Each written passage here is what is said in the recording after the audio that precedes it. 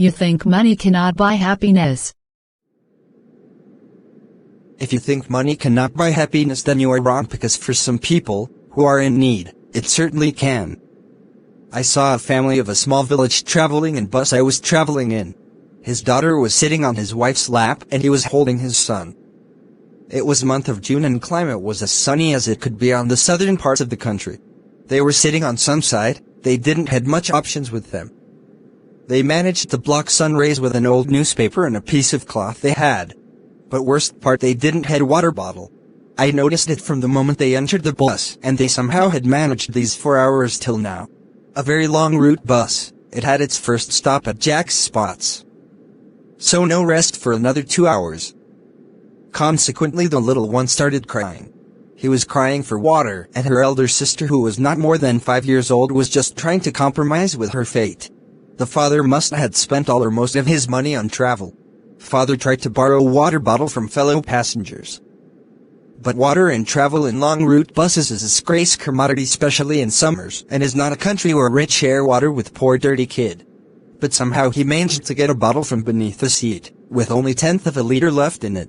Someone must have dropped it, and luckily no one argues with a poor shabby man in long route buses. He gave it to the child, and with that the composure the girl was maintaining shuddered. She started crying as well. She must have thought that crying gets you water somehow. But since she was a girl, she got a slap instead.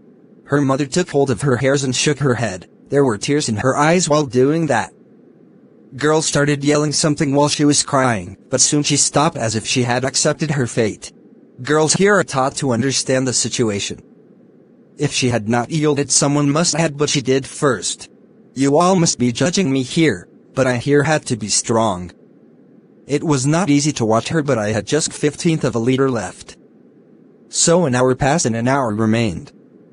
Every time someone raised a bottle, girl fixed her eyes on the bottle. Everyone ignored her. It was merciless. And now, since the boy was calm, she was alone in her despair.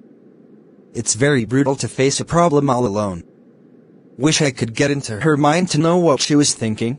Finally, when bus stopped, first thing they did was to find water. I followed them. Father took water in his palms and gestured it like praying to the Lord, then he washed his son's face. Meanwhile, girl on other tap was busy and drinking, and her mother was holding hairs for her. I never drank that 1/15 of a liter, brought it to my hostel and left it in balcony. Whenever I got depressed or sad, it reminded me of the fact that there is an end to a crisis and happiness it brings with it.